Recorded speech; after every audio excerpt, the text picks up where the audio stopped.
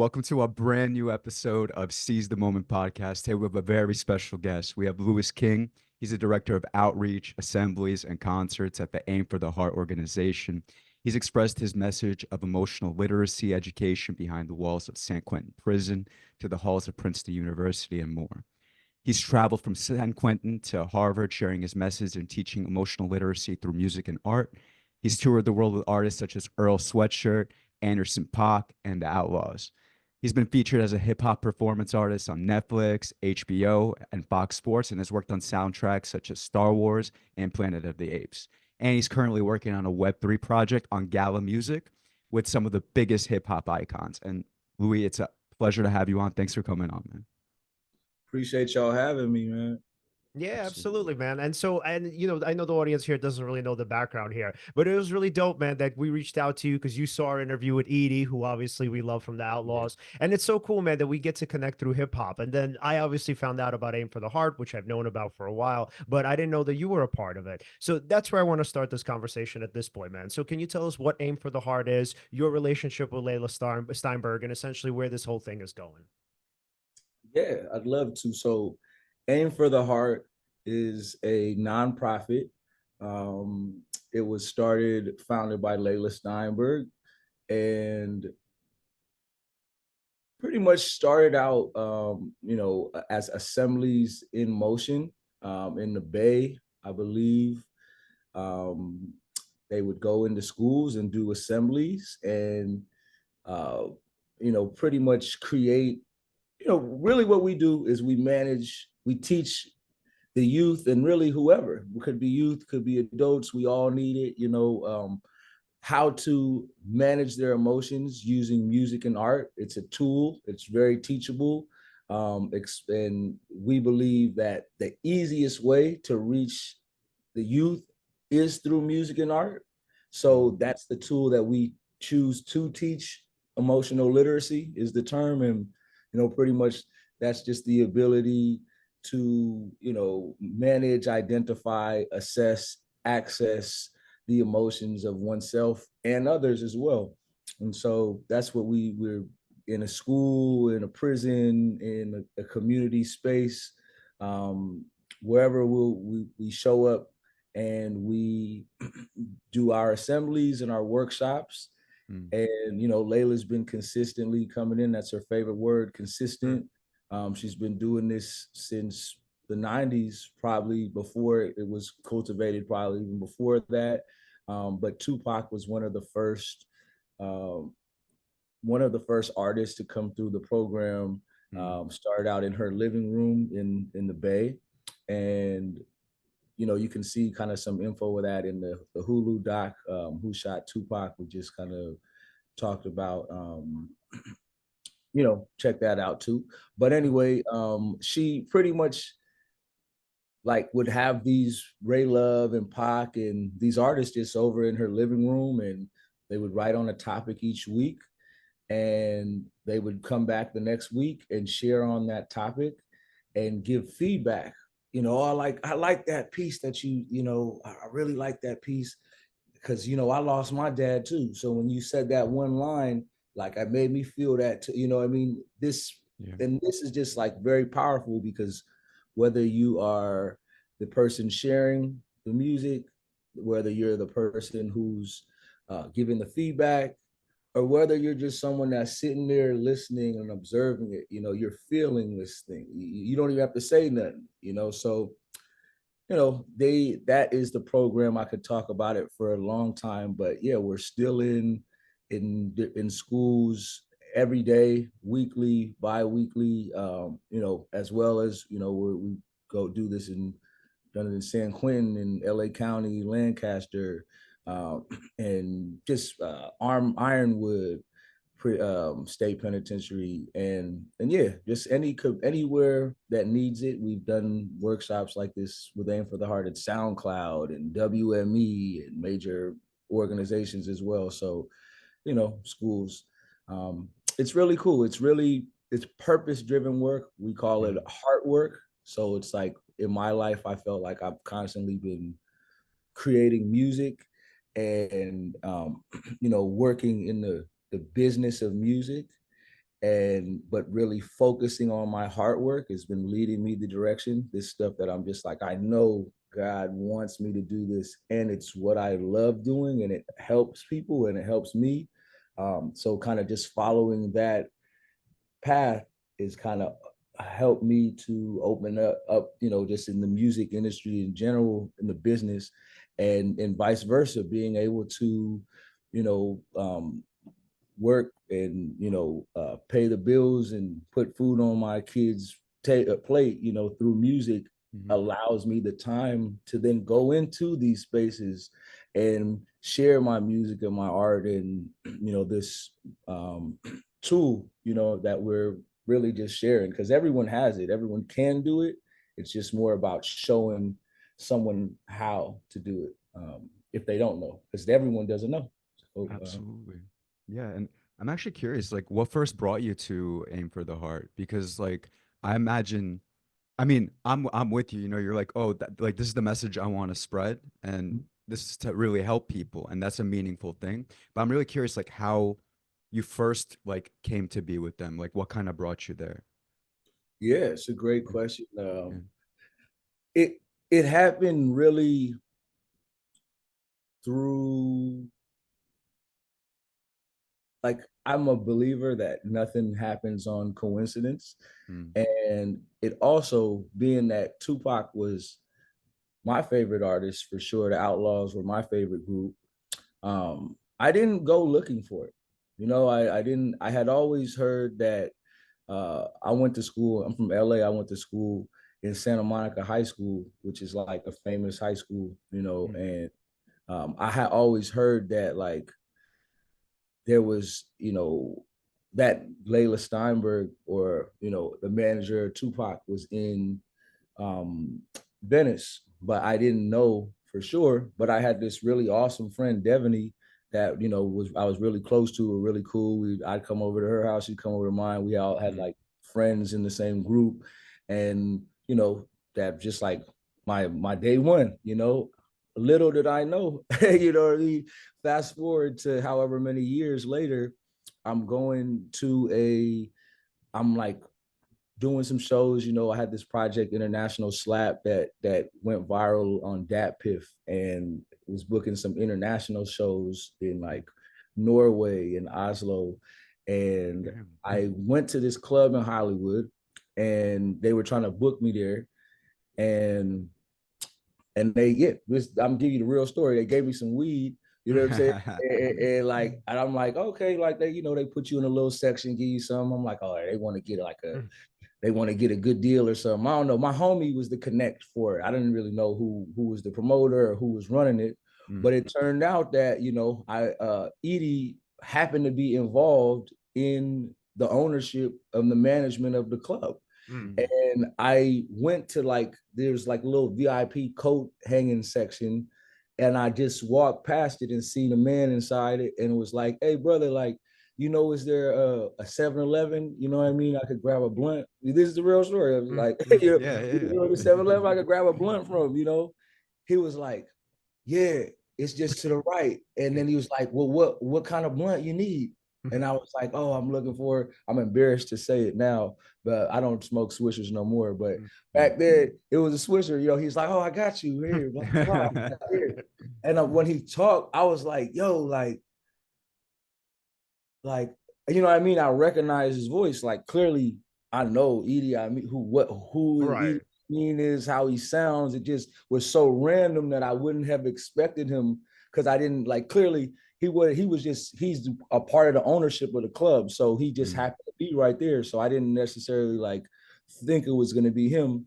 We got to talking, and I told him about my project that was, doing some big numbers internationally, and that I had a show that was booked out in Europe. And he told me, oh yeah, well, we got some shows in Europe too coming, and send me some music, Wow. if it, you know what I mean? Like, we kind of just chopped it for a while, so it wasn't like, he said, send me some music, we'll see what, you know what I mean, could happen. And sent him damn. my card, because they was going on the 20th anniversary Outlawz or something like that, Dope, dope. Outlawz international tour. And yeah, got his card. You know, you from LA, you get hella people's cards. You see hella people, you see hella celebrities. Hell, you know, it ain't like nothing is, you know, it's not like when you in Nebraska coming from the living, you know. Right, right, right. So anyway, that's like Friday night. Saturday night, I go, and this is like 10 years ago, you know what I mean?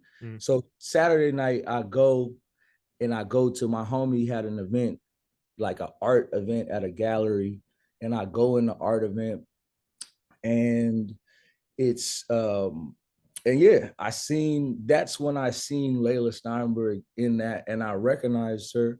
Wow. And I didn't necessarily know, I recognized her as Leila Steinberg, you know, because at that point, like I'm, you know, I'm an artist, I'm just doing my thing. And then yeah, she had recognized me, and she had said, "Oh, you know, my kids loved your project," you know. Wow. And I was like, "Oh, your kids love my." I didn't put two and two together.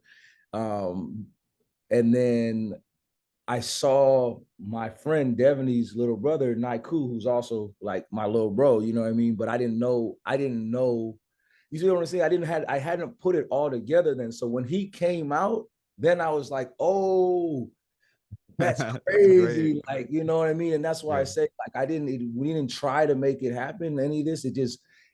I just happened to be, Tupac happened to be my favorite artist. I happened to see Leila again this day.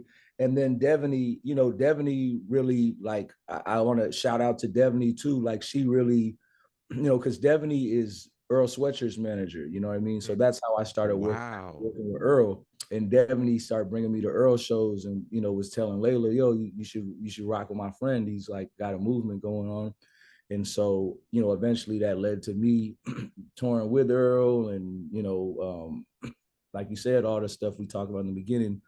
But yeah, but before all that, even before all that, my mom, I meet Leila that next night, and I had met Edi the night before. I told my mom about it. I thought it was pretty cool. My mom said, "Oh, my mom's a manager too. Like, she managed my dad, so she thinks like with that mind state." And she was like, you know, "Oh, you gotta reach out to Leila and ask Leila to reach out to Edi and Noble about the tour." You know what I mean? And I was like, "Nah, mom. Like, I just reconnected with her. Like, I don't want to ask for a Yeah, you favor. don't want to be pushy. Yeah. Like, that's not who I am." And she was like, you need to. And I was like, nah. And then like 12 hours passed by, and I was like, you know what? You're right, mom. So I did it. I sent the message, and then Leila hit me right back. She's like, "Oh, absolutely. I'll give him a call right away." And she's, you know, obviously Leila's like amazing person. And she called Edi and Noble, and, you know, for next week, or what is it, maybe couple more weeks later, you know, we on the road. We in Europe. London was our first show, and we kept going and we did the whole Europe run. This back when Fatal was alive. So Fatal was like just super solid to me. Yeah, that's so dope that you knew him, man. I wish I met him. Man, he was the guy, man. All of them, I got so much love for absolutely Leila, for Noble, Edi, I mean, and for Fatal. Like, these guys took me under their wing. Like, mind you, this is 10 years ago, so I ain't have no features with Snoop Dogg, or, you know what I mean, Wiz Khalifa. I ain't have none of this shit. They just was like, yo, I like what you saying. I like how you rapping, and I support the person you are and what you're doing in the community. So that's kind of how it all. And then once I came back from tour, that's when I really start, because we did Hellas, we did Europe, then we did Canada, we did Africa, we did Nepal. Like, we've been around the world, you know what I mean, in the last 10 years. So once I came back, that's when I started really going really heavy into Aim for the Heart, because I just realized it was so aligned with what I was doing and what I grew up playing drums in school, because I'm an African drummer. My dad's from Africa. So every time there was an African, like my godfather drum, you know, marched with Martin Luther King, like anytime there was an African History Month or some shit like that, I'm playing in the schools. So Aim for the Heart was like, that was like perfectly aligned with what I was doing, because mind you, there's not 1,000 African drummers in LA, you know. Right. You know what I mean? So you, at least in the 90s there wasn't, or the 2000s. Now there probably is for sure, but anyway, so yeah, that's kind of like my origin story of Yeah. you And it's know. so dope, man. So I know I told you a little bit about this. So Alan and I got our start at the O4L Online Network. So like super random, man. Like Edie's team reached out to us and they were like, "Yo, listen, do you guys?" So first I used to write for them. So I had, because I have a blog and I wrote for them then. And then so after, like, I think it was about like a year or something like that. So Vegas reaches out to me and he's like, "Hey, man, like, yo, do you think you guys would want to do a podcast?" And they put us side by side with the Dinner Club, which you were on. So yeah, man, lots of love there, dude. So like Edie's one of those Yeah, dudes, man, where like, yo, he'll put you on. Like if he really likes your stuff, he will legit put you on. And He that's saw what, potential. yeah. So totally. yeah, and I think like for all of us, man, like we really appreciate people like that. So I mean, because obviously, like, yo, you can't get ahead on your own, no matter how much talent you have. You always need somebody to pick you up. And so I actually now kind of want to get into your thoughts about Tupac. So because like Pac did that for other people. So when we had Napoleon on, who's one of our guys, so Napoleon's like, yeah, man, listen, yo, Pac heard me, so I rapped for him, and he's like, oh, like that's it, man. He's like, you're coming with me, which is like so dope. He's like, yo, Pac, and he said this. This is me verbatim quoting him. He's like, yo, Pac could have left me on the streets, man. He's like, he could have just left me to like die out there. And he's like, nah, yo, you're gonna be on my team. And then there's this great story. So Moo's brother just passed away, Camille. And so Pac actually took Camille in too. And he was like, yo, I want you to be the lawyer of the family because I don't want you to be a rapper. He's like, I don't want you in the business with us. He's like, you're really smart. I'm gonna take care of you. I'm gonna support it. So it didn't necessarily happen. But fact of the matter is that this is who these people are, man. So for you and your appreciation for Pac, the music, everything, your love for him just in general, can you tell us some of the reasons why you kind of fell for the music, why, what you liked about the person, and if one of the things or one of the aspects of his character, in this case obviously being the fact that he was so community minded and oriented and that he cared so much about people, was that also one of the reasons why you were so turned on to his stuff?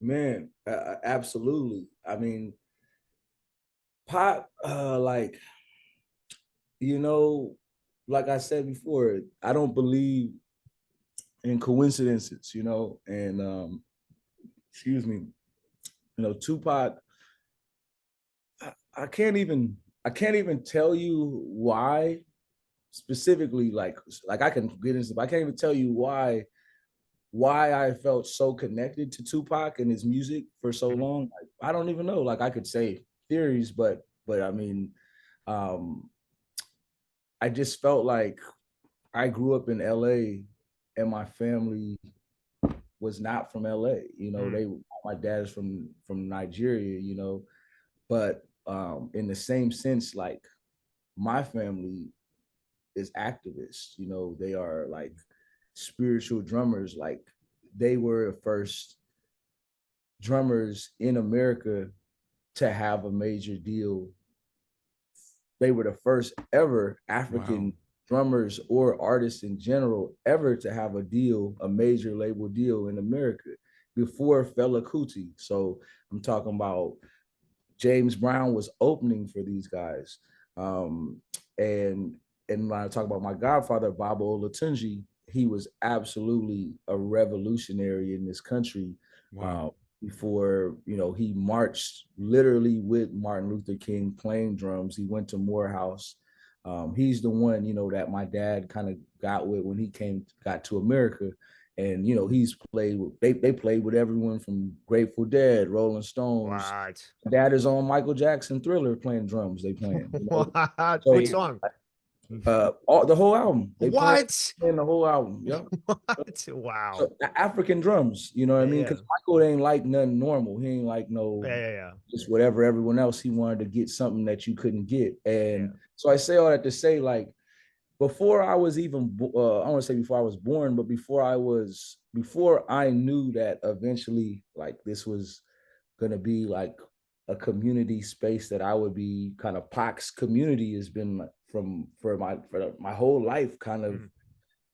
People that knew and worked with Pac have been supporting me like just for so long. It's like a beautiful thing. And so my godfather, Baba Olatunji, Leila Steinberg, and you know, they made The Rose That Grew from Concrete with Pac's poetry. well, on that album, my godfather is actually,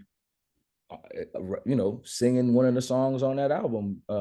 Literally, the Rose That Grew from Concrete. If you search that song on YouTube, you'll hear my godfather. He's the one that's saying it on the album.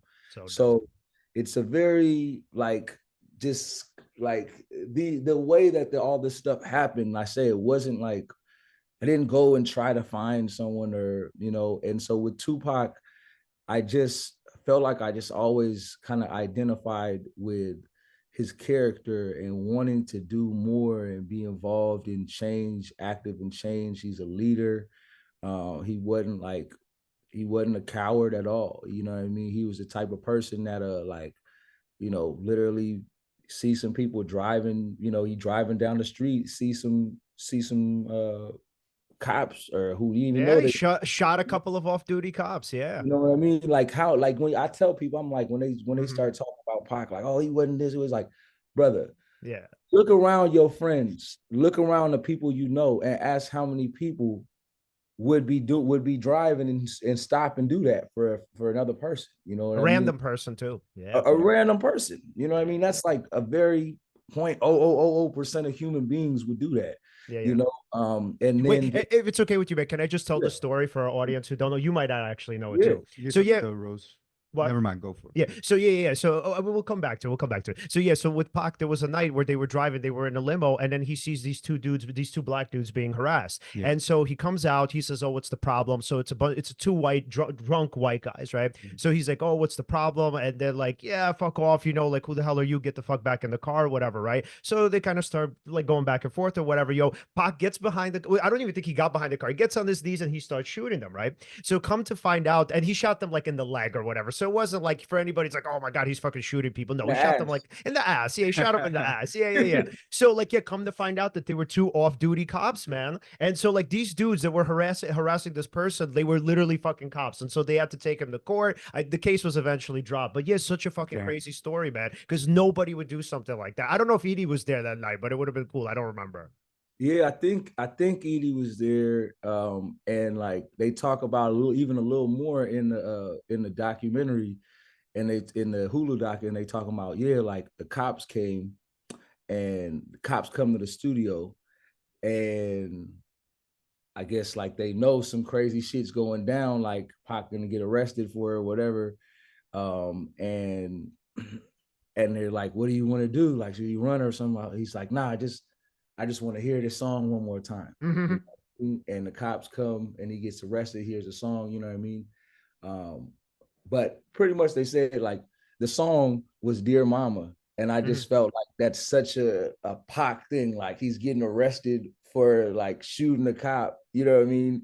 And he's like finishing putting the touches on Dear Mama. Like I just thought that was so beautiful, like as far as like the human being, the different sides of a human being can have, you know. But yeah, man. And how much he put himself on the line for other people, man. I mean, so yeah, going back to Moo's story, that's what was so dope about it. So Moo's like, yo, he didn't even know me. I was just some dude to him, you know? And then he takes me in, like, and oh yeah, and then of course he tells the story when like Moo tells him about his parents and everything. I mean, I'm not gonna rehash that because I mean we've talked about it on the podcast so many times. But so like yeah, with his parents getting shot, and then so Pac cried. He literally cried when he heard that story. Oh yeah. You know what's interesting? No, absolutely. Oh, my bad, Phil. No, go for it. I just was gonna say, yeah, Edi told me on the Breakfast Club one day. I mean, on the dinner club.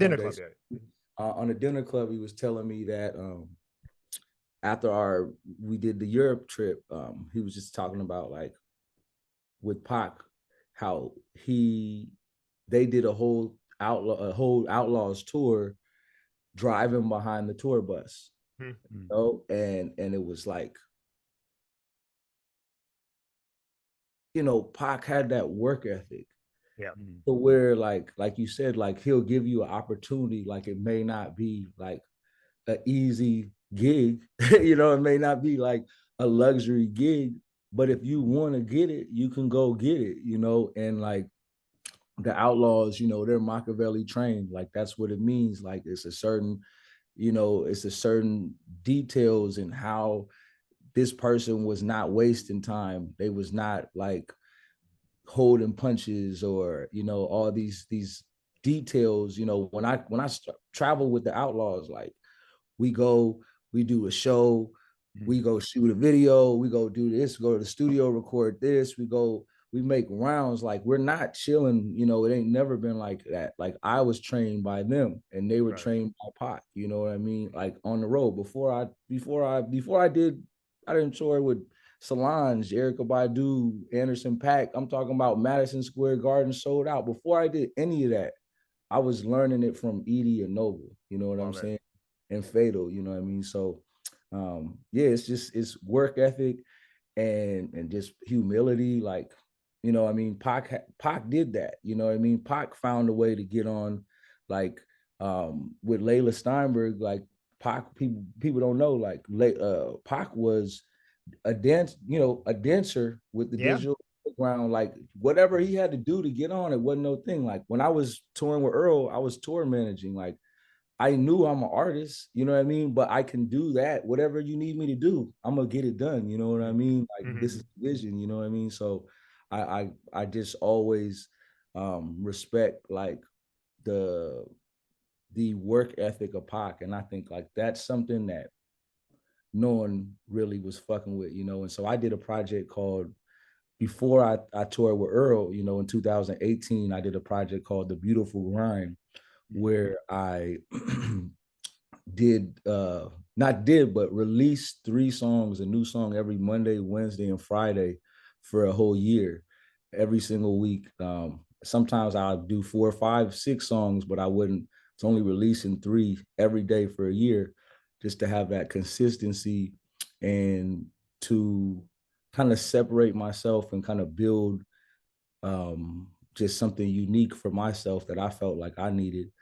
So yeah, I just say all that to say that, like, you know, for me, I wanted to, I love doing this shit. Like I was just talking to Young Noble the other day, and we were talking about this album that I'm rolling out now, and we were saying, yeah, I've been waiting for this shit. Like, you know what I mean? Like I didn't want to do it with the wrong people. I wanted to do it like independently with the right people.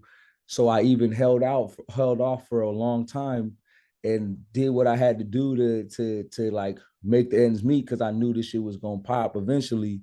And I was talking about, he said, oh yeah, he said, yeah, I went and got a job teaching poetry. He said, we're doing what? He said, oh, you teach poetry to kids. I said, no, said, that's not a job. We love doing that shit. You know, and I was like, you're right. You're right. So, you know, man, it's it's a lot of influence and just motivation that I take from Tupac, the Outlawz, Leila, that whole camp, and just throughout my whole career, is people from that camp been pushing me in that community. You know? I love that. Did you want to say something before, man? Oh yeah, from before? Yeah. All right. So I tried to tie this in. I was thinking about this too, because the rose that grew from the concrete, we talked about this on the show, right? Had a big impact on Leon. Yep. How do you think it affected you in terms of emotional literacy? Oh, this or guy. Pac's I love music in that. general? I love 'Cause that. I know it spoke to you. Yeah. So, oh man. So yeah, dude. So you know what's so funny? Because we had a Yeah. conversation with this in our group chat the other day. So we were talking about like how men don't tend to cry, and I was like, yeah, dude, like I still can for cry in front of people. So what's funny is that, and I mentioned this as an example, I was like, yeah, what's so funny is the person that I respect the most, Tupac, would cry on camera, would cry in front of people, would write poetry about crying, would write songs about crying, and I'm like, shit, man, I still can't do it. So like for me, when I would think about something like the Rose from the Concrete, so first of all, like I grew up in the projects, right? So for me, it was like, shit, man, there was a point in my life where I never thought I was going to be anything. I figured like I'd be just whatever like my family were doing. So a lot of us were just like, what? I mean, not me at the time, but they were like white, what's it called? White collar. They were blue collar workers. And so, yeah. So, and then the thinking there was like, you know, when you discover somebody like Tupac and you hear something like the Rose from the Concrete, you start to think like there probably, or at least could be opportunities for you. Yeah. So what he says, and I, repeat this often, is like, when I write music, it's for the kid who's really living a thug life and feels like it's hopeless. And Mm. so when you hear something like that and you think like, damn, we're not just like these downtrodden outcasts, but there's somebody out there who made it out and who actually kind of wants to pull you in. I mean, obviously I never knew him personally, but you still, when you listen to his music, you feel like, he's pulling you up. And when he says something like, listen, man, my music is popular, that's great, but it's not really meant for that. It's not meant for the person who's going to pick it up and then put it down next week. It's meant for the kid who it's really going to touch. And so, yeah, man, I discovered Pac when I was 13 years old, man. I heard Until the End of Time for the first time and I was blown the fuck away. 2000, whatever it was, 2001. So I hear the song, I'm like watching MTV or whatever it was. Yeah, I think I was watching MTV, like MTV2 at the time. And what they used to do, like music videos. Yeah. So I'm watching this and I hear and I see Until the End of Time. I was completely blown away by it, man. And I feel like, listen, I know there's a little bit of bias here because I mean, I'm not him and he's certainly had a different life than I had, but like I've never really identified with other celebrity in the way that I did with him. So when I heard the lyrics and I was like, shit, man, like, so Papa Song is a good example for me. So Papa Song almost perfectly described my childhood. I was like, holy shit, had to play catch by myself. What a sorry sight, a pitiful plight. So I prayed to a starry night. And I'm like, yo, that's me. That was literally me, like hoping for a dad, And I was like, shit. And he talks about his mom, like going through these different relationships and how like he's like, shit, man, every time we meet every week and then the weekends and then it's a new guy. And I'm thinking like, damn, that's literally me. Like I can't connect to a lot of these dudes because they're gone. They would be here and then they'd be gone. And then he has this point where like his dad finally reaches out to him and he says something along the lines of like, yeah, man, he's like, now that I finally found you, stay the fuck away from me. And that's what I was thinking when I was thinking of potentially meeting my dad for the first time. I was like, yeah, dude, like if you come into my life now at this point, like I don't really need you here anymore.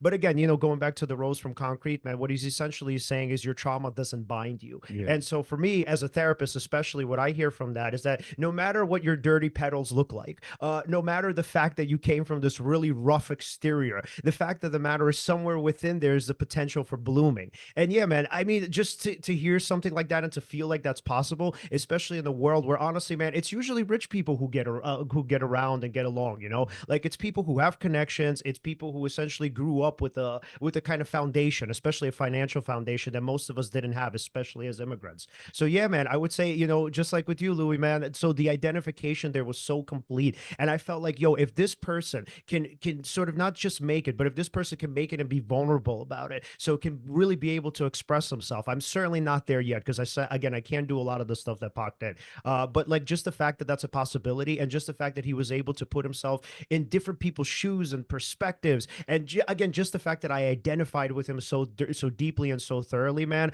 I've never been able to find anything like that again. So yeah, man, it's like I just feel like I meet people like you, brother, like, and we always get along. And then I find out something like later, like, oh yeah, well, Tupac's my favorite artist. mm-hmm. I'm like, man, like, I don't know what it is about Paak people, but we identify, you know what I mean? We feel we have the same feelings. And, I'm like, I'm in these schools too. Like, I'm the same way. Like, I grew up, like, LA is the thing about LA that's like similar to like maybe a Chicago, but there's nowhere really like LA, LA, there's nowhere as far as gangs that has, you're going to see someone. You're going to be like a rapper that's like, you know what I mean? That type of rapper, like you're going to get banged on in LA, maybe Chicago's another place, like, but LA is like, there's just too many gangs. We have way more gangs than anyone. And, that creates this kind of like, shell, you know what I mean? If you're a young Black youth, or just really in general, just the youth, because there really be Black, white, Latino, Asian gangs. Like it's past just one race now.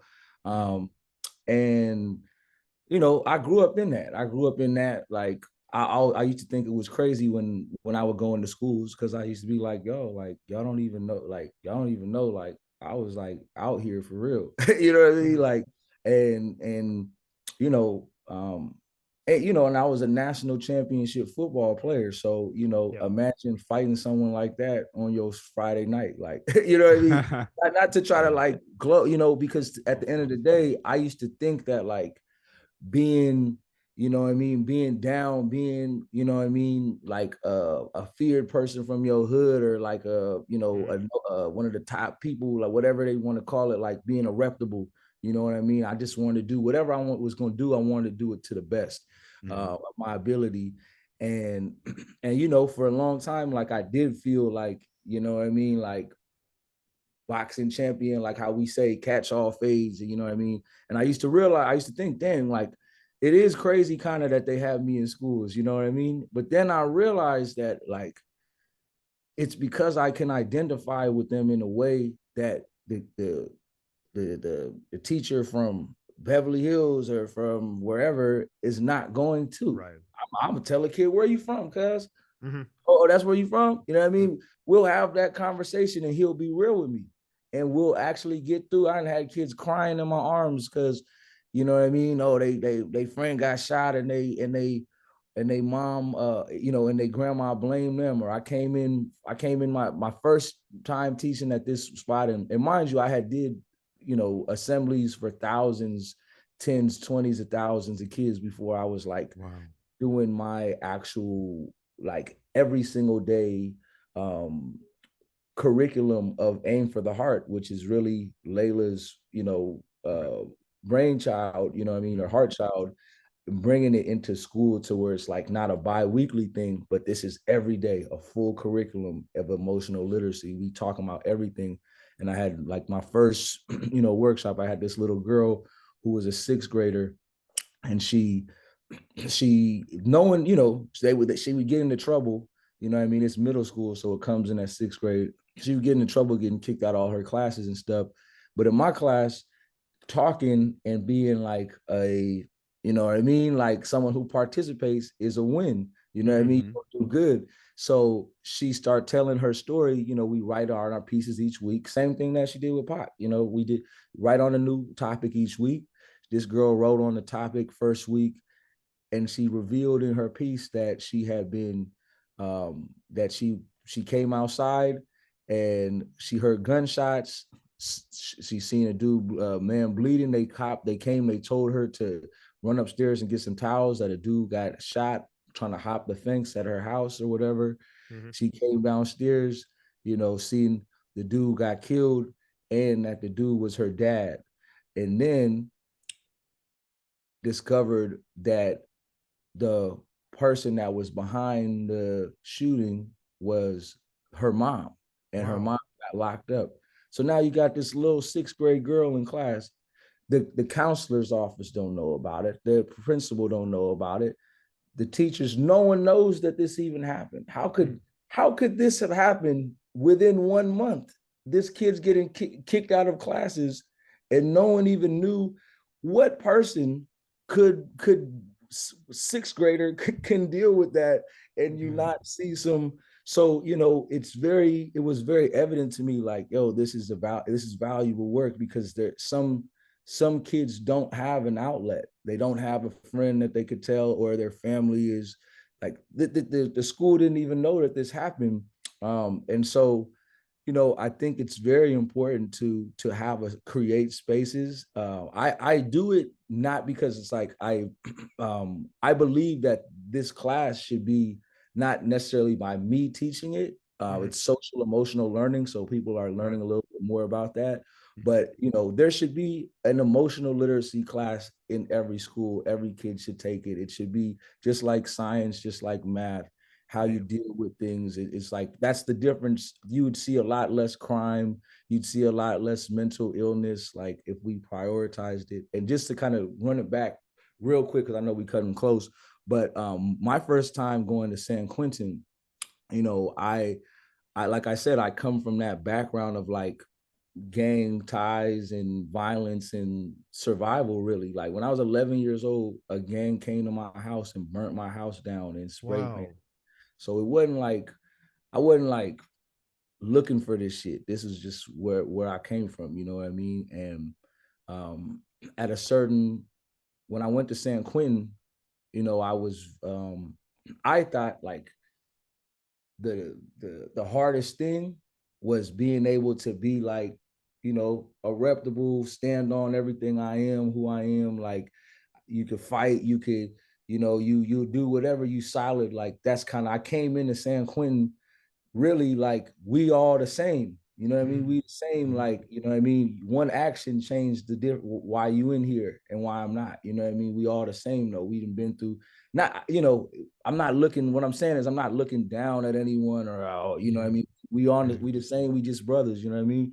Right. And so when I came in there, what I learned is the hardest thing is not about being the toughest guy. But what ended up is because there was all these guys that was tough, they was yoked out, tattoos, you know what I mean, the roughest motherfuckers, the leaders of all the gangs that you know what I mean?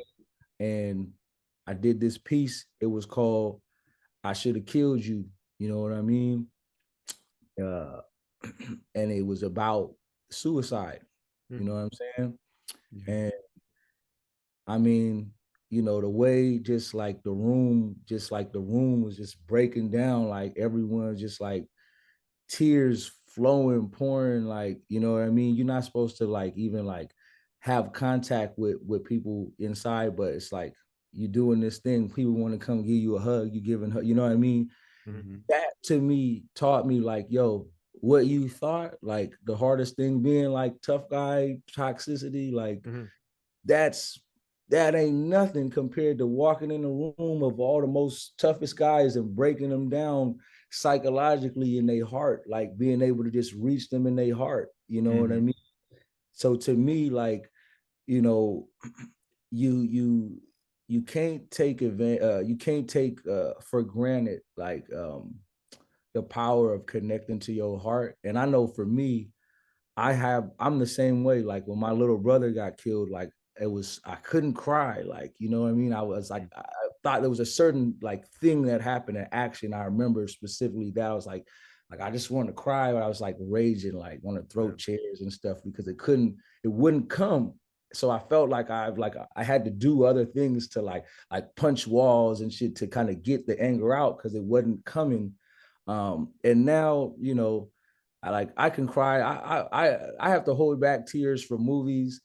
Like I cry writing songs. I've cried. It's been hard to perform sometimes. You crying, you a note. You know what I mean? That's how you tap into your best shit is in your heart. And that's what Pac did, man. And that's why Pac wasn't afraid to do that shit. That's why his shit hit. We're so much more connected to his shit than other people's art from the time because he wasn't afraid to go to that place, and that place it's evident we all here still because of he did that. So you know, definitely that's a inspiration for me, and being able to reach deep and making it look tough and real, and like you still gangster, you more gangster because you could reach in and cry and you're not afraid, you know. Yeah, man. Yeah, and then so growing up in the '90s, and I know it's so. I mean, we come from a particular like community, so technically it's kind of like this for us now to some extent. But especially growing up in the '90s, man, yeah, with emotional literacy, I mean, nobody gave a shit in school like why you were cutting, why you were sad, yeah, why you were getting into fights with people. Because I got into trouble all the time, and not one teacher was like, "Oh, hey, is everything okay at home? Is everything okay at school?" It was more like, "Yo, get your shit together." So when you hear somebody like Pac for the first time, I mean, he gives voice to those feelings that you've always had but couldn't really sort of, first of all, access, and then second of all, if you were able to access them, you couldn't really even make sense of them. You couldn't explain where they came from. Sometimes you couldn't even explain what they were. But there he was, and he told you, like, hey, when I saw the tears in my mama's eyes when I contemplated suicide, and you're like, oh shit, this is the stuff that I could never talk about in my household. So actually, Alan, I want to bring this up to you, man. I know this is going to be kind of a tough question. I mean, so okay, we're talking about mental health, emotional literacy. Did you feel like you also kind of struggled with your emotions too, like bringing them out, telling people, or do you feel like it was easier for you? Oh no, yeah, for real, yeah. So like there'd be music. So I'm a big like rock, like heavy metal. Well, not so much these days, but that's what I was into like in high school. So like there were groups like whether Linkin it's like Park. Linkin Park or Yeah, Disturbed or something like that.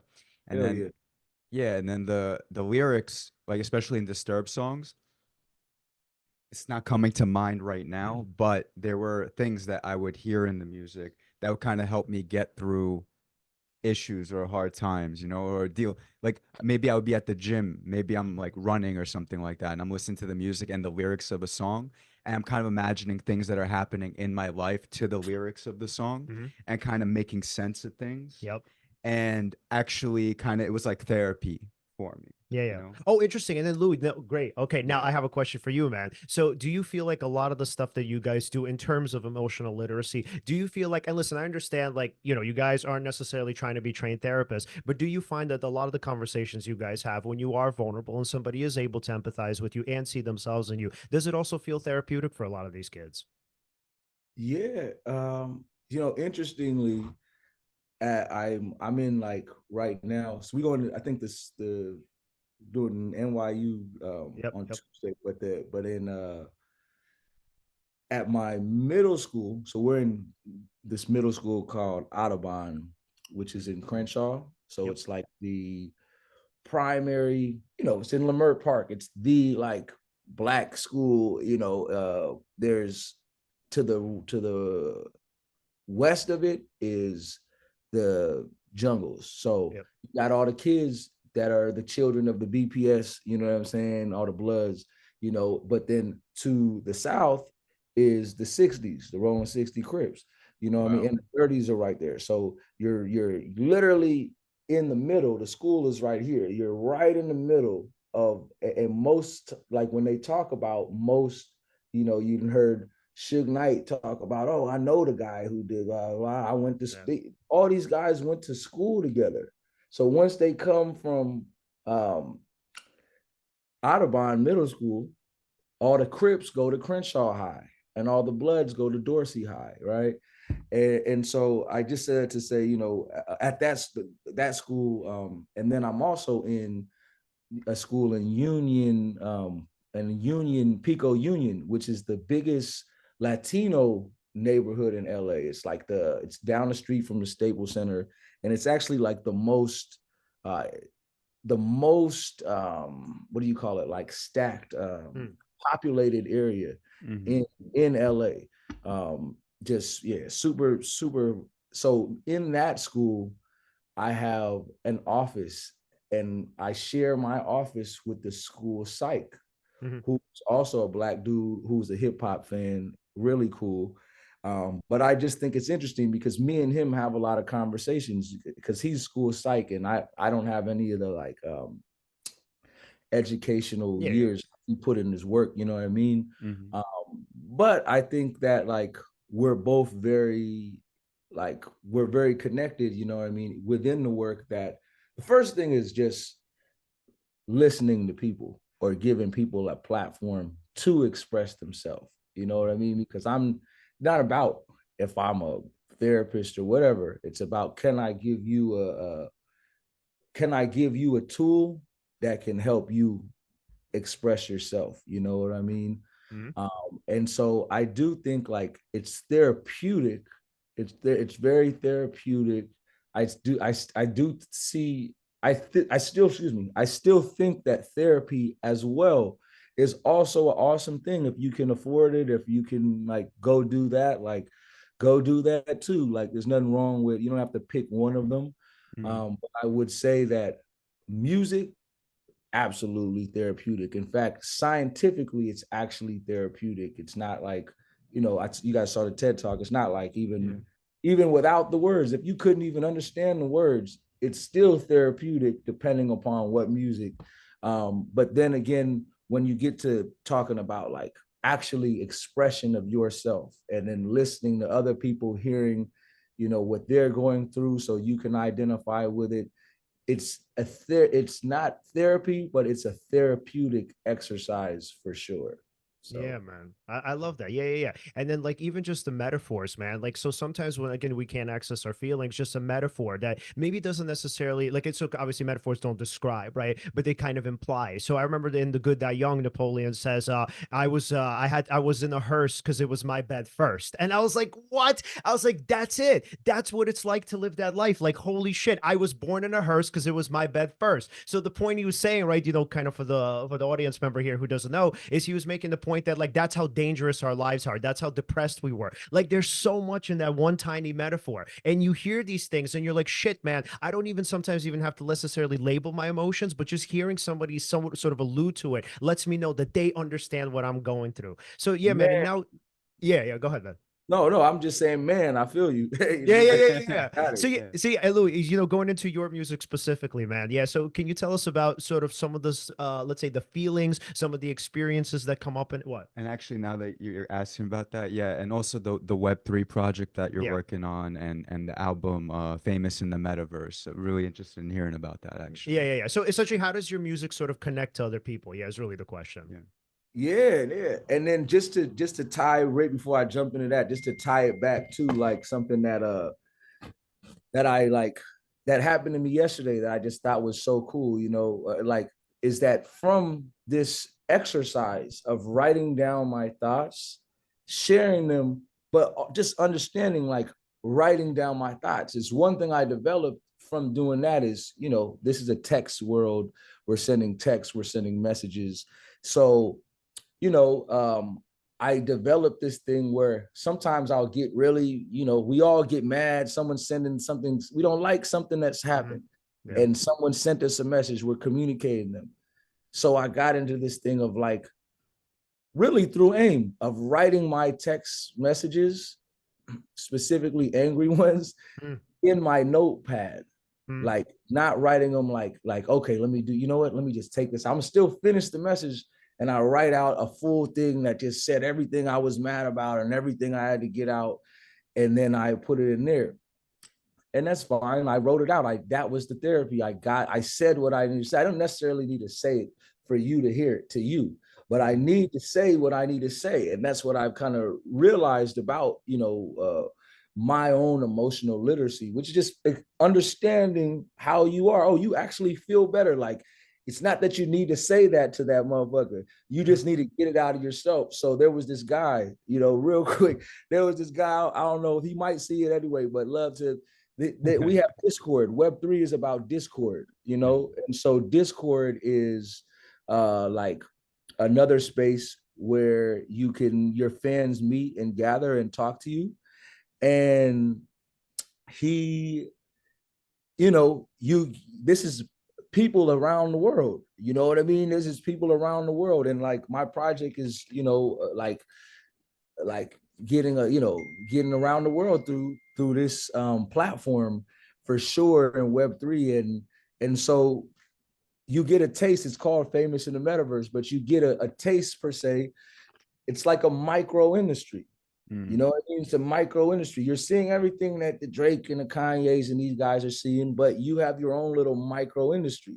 And within that, there's benefits that these guys can win. You're connected to your fans. So you may not see all your 1,000 Instagram comments, mentions, but in Web3, like I'm gonna look through like most of my comments. But when you're the one that's dropping on all these pages from US, Korea, Italy, Amsterdam, like they all have their own chat rooms, Discord. So if you're the one dropping like in that day or that moment or whatever, probably that's what they're talking about you in that Discord, and so yeah, there was this one guy that one day was saying something, and he was just saying like he wasn't happy with his reward, which is nothing to do with me. It's tech stuff. This is tech. Web3 is tech. And, so I just said to say like, all I'm gonna say is like, it had nothing to do with me.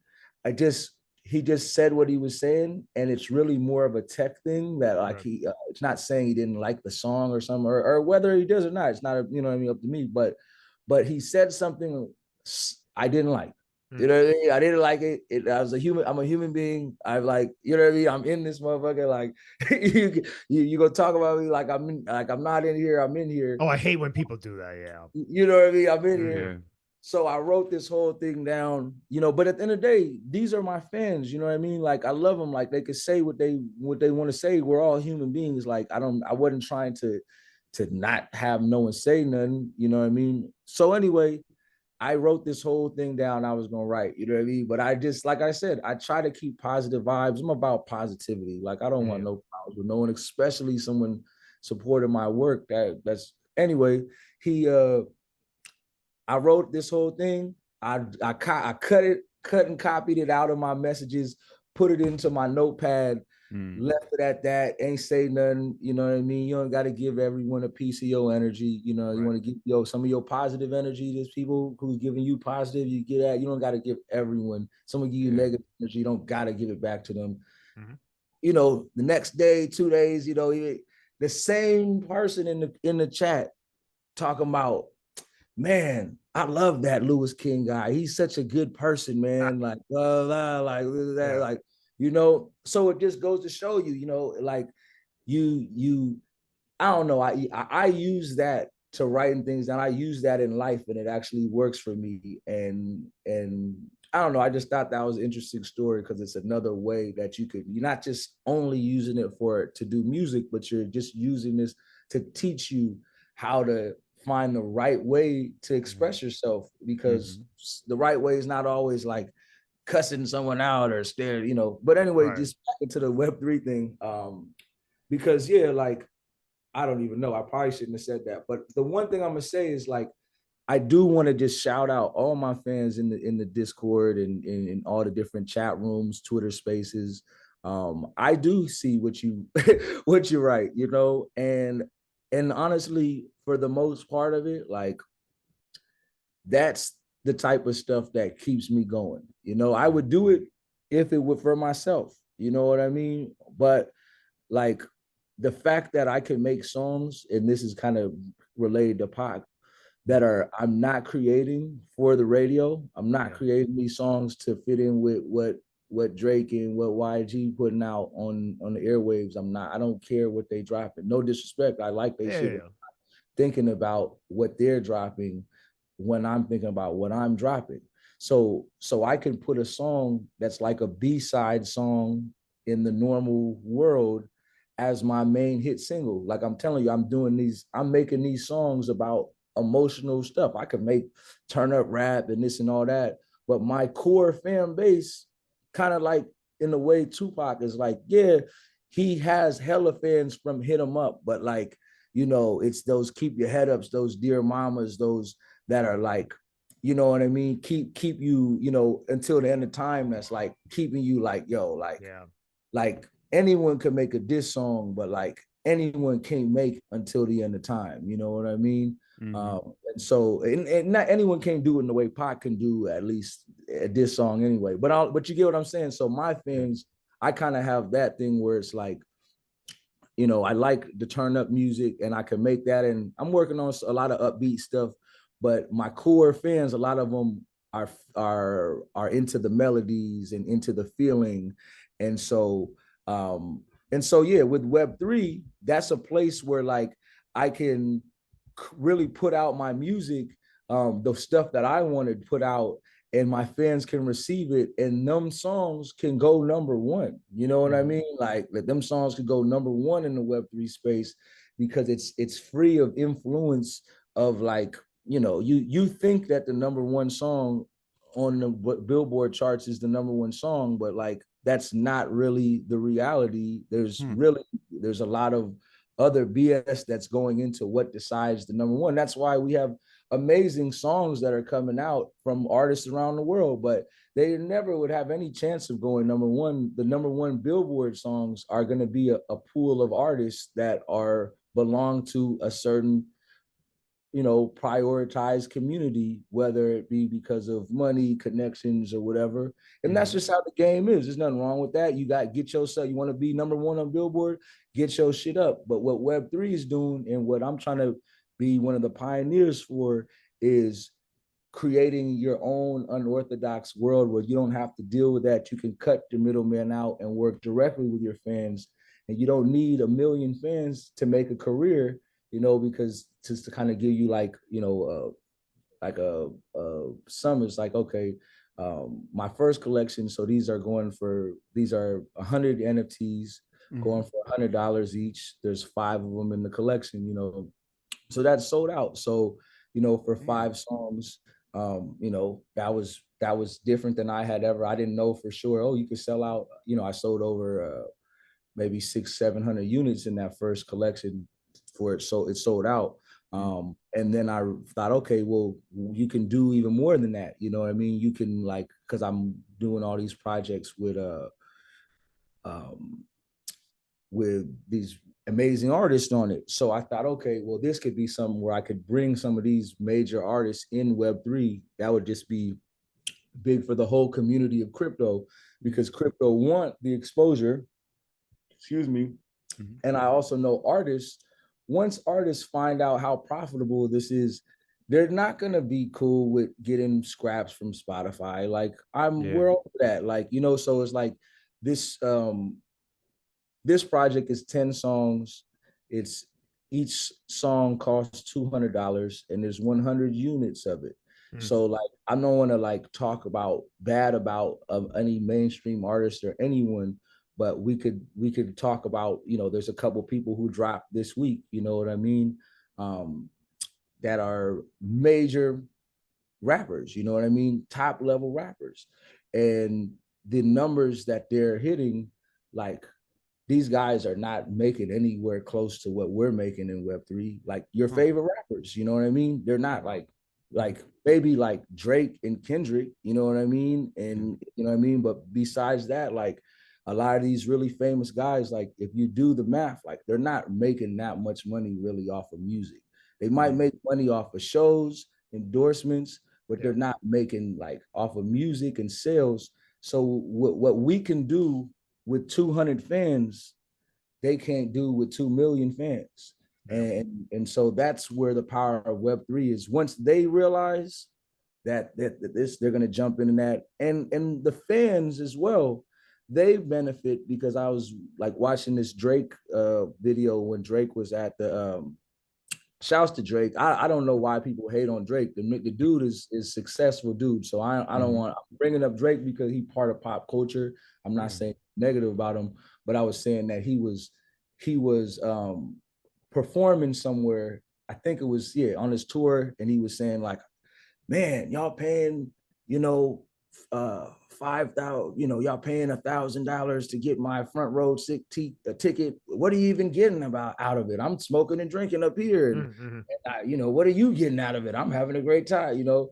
And I just thought, oh, that's like, it wasn't wrong. Nothing wrong with what he said. He's being real. He's thinking, damn, y'all paid $1,000 to sit in the front row. Like, you just watching it. I'm the one having the fun, you know? But, you know, we all know, hey, plenty of us would pay $1,000 to go see our favorite artists in concert. There's nothing wrong with that. Please, let's keep that going. At the same time, in Web3, we create utilities for our fans. So you could on Gala Music, like one of the things was you could go backstage to a Drake concert. You know, we had Earl Sweatshirt and Alchemist dropped with Gala Music. So we had a smoke session. You know, the winner went and smoked the blunt with, or smoked or whatever, had a smoke session with Alchemist and Earl. Snoop had the Galaverse where he invited a bunch of his fans, you know, and yeah, so there's like these utilities per se. And then on top of that, it's also crypto. So it's like they're earning real rewards. I had one, I was talking to a fan yesterday. He's telling me off pretty much off of my songs and Earl Sweatshirt songs, he's making $100 a day on Web3. Wow. He owns nodes and he owns our songs. So every time someone streams those songs, he's getting benefits. Only 100 people are getting those benefits. And so they actually making more money as a fan of us than most artists is making off of their own money. And then when we talk about streams, because I know there's a lot to get in, but we talk about what you're making off of streams.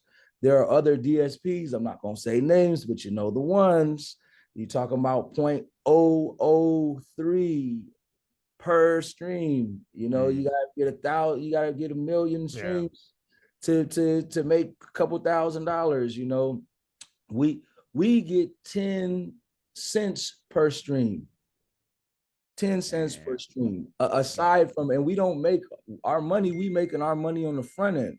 So like if you do the math on a song that's $200, 100 copies, That's $20,000. And that's not coming next year when the single, you know what I mean? You know how many Yeah. streams you have to get $20,000? Like, if you think of it, you would have to get 5 million streams in one day, Wow. That's wild. you know? That's crazy. And you might not get that money for another year. You might be splits. There might be this, the label get this, that.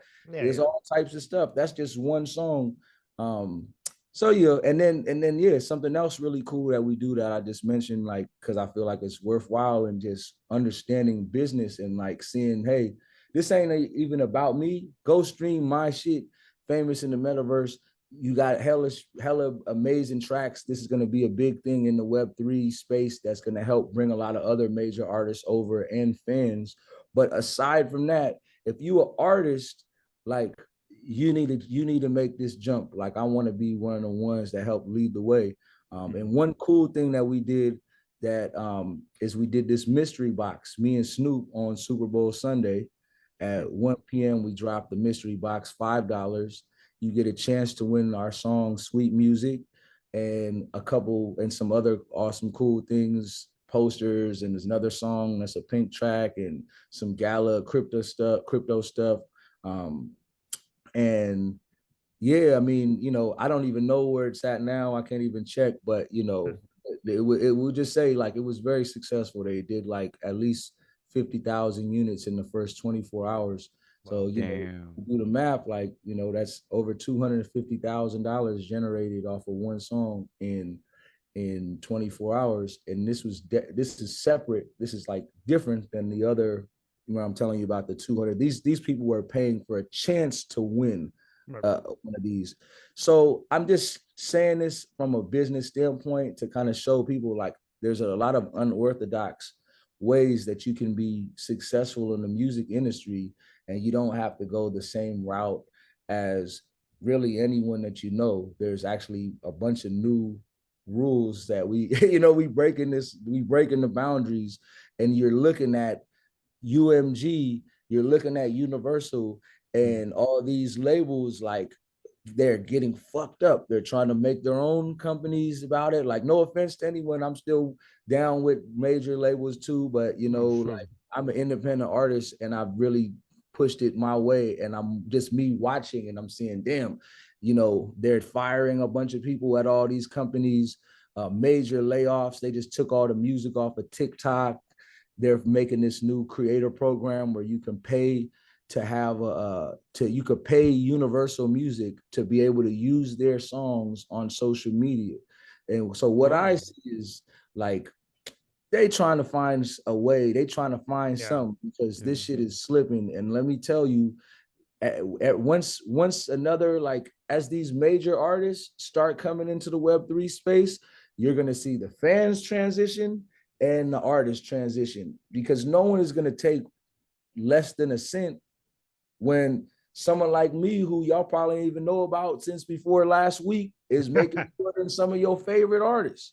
You know what I mean? So, I say that not to brag, because I'm saying this to reach out to bring us together to like liberate. We are fucking artists, man. We're not slaves. And, like, for me, it's deeper, because I told you about my father and my godfather. These were Black African men who were ripped off by the industry. I'm telling you, they took my dad's his passport, the money they got, all their luggage.